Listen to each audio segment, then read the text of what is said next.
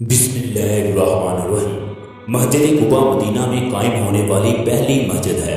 اس جگہ کھدائی کے دوران اللہ تعالیٰ کا ایک ایسا معجزہ ہوا جس نے سب کے رونگٹے کھڑے کر دیے، جس کو دیکھ کر انسان کی کیفیت بدل جاتی ہے۔ انسان کی ایمان میں اضافہ ہوتا ہے، وہ ماننے پر مجبور ہو جاتا ہے کہ اللہ تعالیٰ جو چاہے وہ کر سکتا ہے۔ خانہ کعبہ کے بعد دنیا میں دوسری مسجد جو تعمیر کی گئی وہ مسجد قباء ہے۔ قباء اس محلے کا نام تھا، اسی نسبت سے اسے مسجد قباء کہا جاتا ہے۔ قباء مسجد مسجد نبوی سے 5 کلومیٹر کی دوری پر واقع ہے۔ یہ وہ مقدس زمین ہے جہاں حضور اکرم صلی اللہ علیہ وسلم نے مکہ سے ہجرت کر کے اس جگہ قدم رکھا۔ اس بستی میں بڑی تعداد میں انصار عباد تھے جنہوں نے اسلام قبول کیا۔ پیارے نبی اکرم صلی اللہ علیہ وسلم جب مکہ سے مدینہ تشریف لائے تو اس جگہ کعبے کا تعین کیا۔ جب انصار کو پتہ چلا کہ پیارے نبی اکرم صلی اللہ علیہ وسلم مکہ سے مدینہ تشریف لانے والے ہیں تو اس بستی کے تمام لوگ صبح صبح آپ کے استقبال کے لیے اس جگہ تشریف لے آتے۔ جب دھوپ نکل آتی تو واپس تشریف لے جاتے۔ مدینہ کے لوگ حج کے لیے مکہ جاتے تھے۔ ان کو پتہ چلا کہ مکہ میں ایک آدمی نے نبوت کا دعویٰ کیا ہے، چنانچہ پہلی ملاقات میں 8 لوگ دائرہ اسلام میں داخل ہوئے۔ دوسرے سال حج کے دوران 12 افراد نے ملاقات کی۔ انہوں نے آپ کی بیعت کی، سب کے سب مسلمان ہو گئے۔ اس موقع پر پیارے نبی اکرم صلی اللہ علیہ وسلم نے فرمایا، تم میں سے جس نے اس بیعت کی پابندی کی تو اس کے لیے جنت ہے۔ اگر کسی نے اس امور میں خیانت کی تو اس کا معاملہ اللہ کے سپرد ہے۔ مدینہ میں اسد بن زرارہ کو ان کا قائد مقرر کیا گیا، جبکہ مصعب بن عمیر کو ان کے ساتھ بھیجا تاکہ وہ انہیں دین کی تعلیم دے۔ سعد بن معاذ نے مدینہ میں اسلام قبول کیا۔ یہ مدینہ میں ایک قبیلے کے سردار تھے، لہٰذا حضور اکرم صلی اللہ علیہ وسلم کی آمد سے پہلے مدینہ کے بہت سے گھرانوں میں اسلام کی روشنی پھیل چکی تھی۔ سعد بن معاذ کے پورے قبیلے نے اسلام قبول کر لیا۔ جب حضور اکرم صلی اللہ علیہ وسلم اس جگہ تشریف لائے تو سب سے پہلے ایک یہودی نے دیکھا۔ وہ زور زور سے پکارنے لگا، مدینہ کے لوگوں، تمہاری قسمت جاگ اٹھی، تمہارا نبی آ گیا جس کا تمہیں انتظار تھا۔ قباء کے تمام لوگ بھاگ کر گھروں سے باہر نکل آئے۔ حضرت ابوبکر صدیق جو کہ آپ کے ساتھ تھے، انہوں نے ایک چادر کے ذریعے آپ پر سایہ کیا، جس کی وجہ سے قباء والوں کو پتہ چل گیا کہ ان میں محمد کون ہے۔ یہ مسجد اس لیے بھی خوش قسمت ہے۔ اس مسجد کا پہلا پتھر حضور پاک صلی اللہ علیہ وسلم نے اپنے مبارک ہاتھوں سے رکھا۔ اس کے بعد عمر اور ابوبکر صدیق نے ایک ایک پتھر رکھا۔ آپ کو اس مسجد سے اس قدر محبت تھی کہ آپ مسجد نبوی سے 2 رکعت نماز پڑھنے کے لیے کبھی پیدل کبھی سواری پر یہاں تشریف لاتے۔ اس وقت مسجد قباء کی کھدائی کا سلسلہ شروع ہے۔ کھدائی کے دوران 1400 سال پرانا کنواں دریافت ہوا ہے۔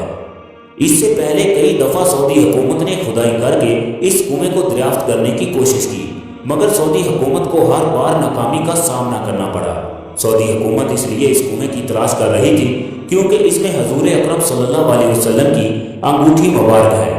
اس مبارک کنویں کو بیرہ عریس کہا جاتا ہے۔ ہم زیارت کے ساتھ ساتھ تمام تفصیلات جانیں گے۔ کئی دفعہ کھدائی کر کے کوشش کی گئی کہ اس کنویں کو دریافت کیا جائے، مگر ہر بار ناکامی ہوئی۔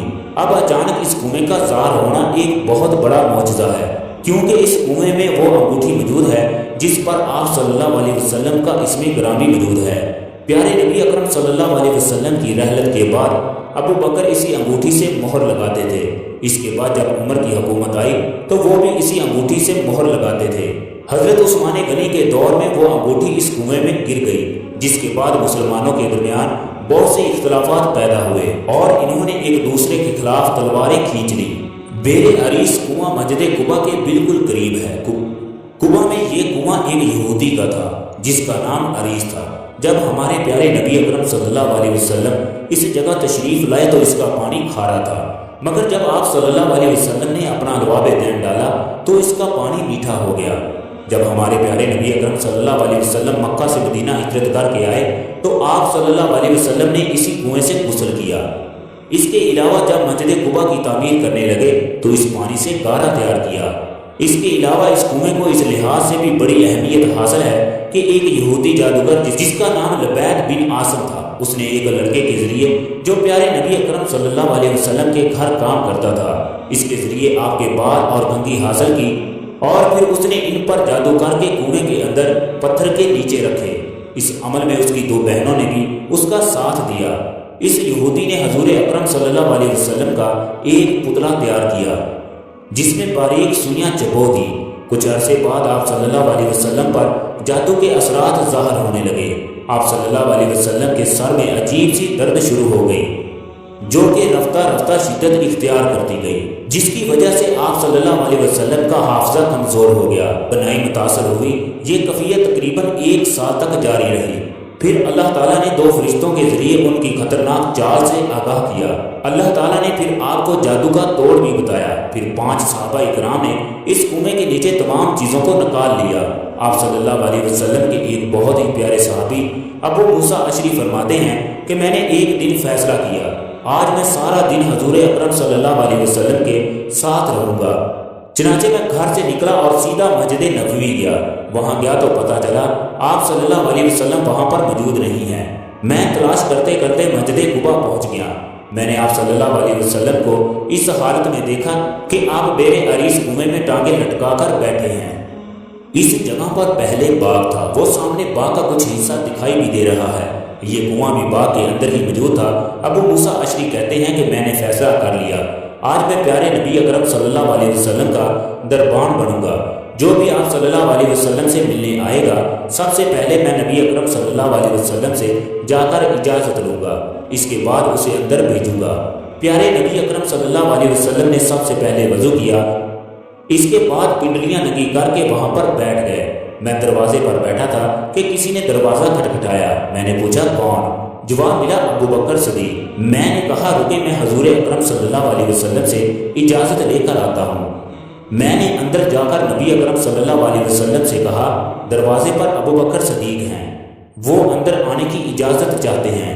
اس کے جواب میں محمد صلی اللہ علیہ وسلم نے فرمایا ان کو اندر بھی بلا لو اور جنت کی خوشخبری بھی سنا دو۔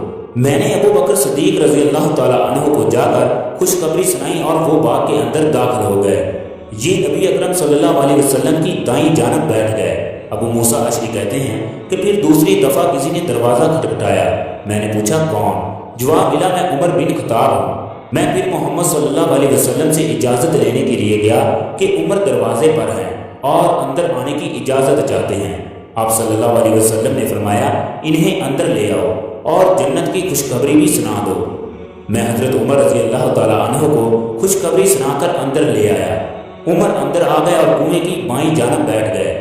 میں واپس آ کر دروازے پر بیٹھ گیا۔ میں ابھی بیٹھا ہی تھا کہ کسی نے پھر دروازہ کھٹکھٹایا۔ میں نے پوچھا کون؟ جواب ملا میں عثمان بن عفان ہوں۔ میں نے جا کر نبی اکرم صلی اللہ علیہ وسلم سے اجازت چاہی۔ آپ صلی اللہ علیہ وسلم نے فرمایا ان کو اندر لے آؤ اور جنت کی خوشخبری بھی سنا دو اور ان پر وارد ہونے والے فتنے فساد کے بارے میں بھی آگاہ کر دو۔ میں نے واپس آ کر حضرت عثمان غنی کو خوشخبری سنائی اور وہ اندر داخل ہو گئے۔ آپ صلی اللہ علیہ وسلم کے دائیں اور بائیں جانب جگہ نہیں تھی، اس لیے حضرت عثمان دور ہو کر بیٹھ گئے۔ یہی وجہ تھی کہ حضرت عثمان غنی کے دور خلافت کے دوران انتہائی پریشانیوں کا سامنا کرنا پڑا، اور آپ کی قبر بھی حضور پاک صلی اللہ علیہ وسلم سے دوری پر واقع ہے۔ دوستو یہ وہی جگہ ہے جہاں حضور اکرم صلی اللہ علیہ وسلم کے قدم مبارک لگتے رہے ہیں، جہاں صحابہ اکرام آپ صلی اللہ علیہ وسلم کے ساتھ چلتے تھے، جہاں امیر غریب کا کوئی فرق نہیں تھا، جہاں قباء والوں نے آپ کا استقبال کیا۔ حضور اکرم صلی اللہ علیہ وسلم کے پاس جو انگوٹھی تھی وہ حضرت عائشہ کے پاس تھی، انہوں نے حضرت ابو بکر صدیق کو دے دی، اس کے بعد یہ عمر کو ملی۔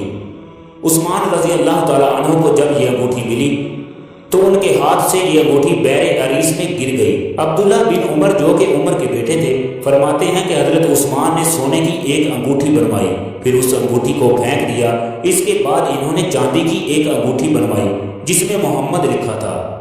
حضرت عثمان جب بھی یہ انگوٹھی پہنتے تو موٹے حصے کو ہتھیلی کی جانب کر لیتے۔ ایک دن حضرت عثمان بیر عریس کنویں پر بیٹھے تھے کہ انگوٹھی ان کے ہاتھ سے گر گئی۔ حضرت عثمان کے حکم پر کنویں کا پانی نکالا گیا۔ 3 دن تک انگوٹھی کو تلاش کیا گیا مگر یہ انگوٹھی نہ ملی۔ حضرت عثمان کو انگوٹھی گم ہونے کا بہت افسوس تھا۔ آپ ساری زندگی اس کا ملال کرتے رہے۔ کچھ روایات میں یہ بھی لکھا ہے کہ جب یہ انگوٹھی گم ہو گئی تو مسلمانوں کی حکومت ہچکولے کھانے لگی۔ مسلمانوں کے آپس میں فسادات شروع ہو گئے، جو کہ ایک دوسرے کے بھائی تھے اب ایک دوسرے کے جانی دشمن بن گئے۔ حضرت عثمان کو شہید کیا گیا۔ آج کل مسجد قباء کی کھدائی کا سلسلہ شروع ہے۔ کھجور کے چھوٹے چھوٹے پودے بھی لگائے جا رہے ہیں، جبکہ مسجد قباء کی توسیع کا سلسلہ بھی شروع ہے۔ اب ہم اس کنویں کی جانب جا رہے ہیں جہاں حضور اکرم صلی اللہ علیہ وسلم کی انگوٹھی گری تھی۔ دوستو، اس مسجد میں نماز کی بڑی فضیلت ہے۔ جو آدمی 2 رکعت نفل ادا کرے اسے عمرے کا ثواب ملتا ہے۔ وہ لوگ خوش قسمت ہے جو اس جگہ پر 5 وقت کی نماز ادا کرتے ہیں۔ یہی وہ جگہ ہے جہاں انصار کے گھر ہوا کرتے تھے۔ نبی اکرم صلی اللہ علیہ وسلم جب مکہ سے اس جگہ تشریف لائے تو آپ صلی اللہ علیہ وسلم نے یہاں پر 2 ہفتے قیام کیا۔ صبح جب فجر کی نماز کے بعد مسجد قباء کی جانب پیدل آیا جائے تو یہ بہت ہی پرسکون ماحول ہوتا ہے۔ دوستو، یہ وہ کنواں ہے جہاں حضور اکرم صلی اللہ علیہ وسلم کی مبارک انگوٹھی گم ہوئی۔ اب صرف اس کی نشانی باقی ہے۔ جب مسجد قباء کی کھدائی کی جا رہی تھی تو یہ کنواں دریافت ہوا جسے بئر عریض کہا جاتا تھا۔ اس جگہ سعودی حکومت نے نشانی کے طور پر پتھر لگائے ہیں۔ جو لوگ اس ویڈیو کو دیکھ رہے ہیں اللہ تعالیٰ انہیں یہاں کی زیارت نصیب فرمائے۔ یہ مسجد قباء کی رائٹ سائڈ پر واقع ہے۔ لاکھوں کروڑوں درود و سلام ہو محمد صلی اللہ علیہ وسلم پر اور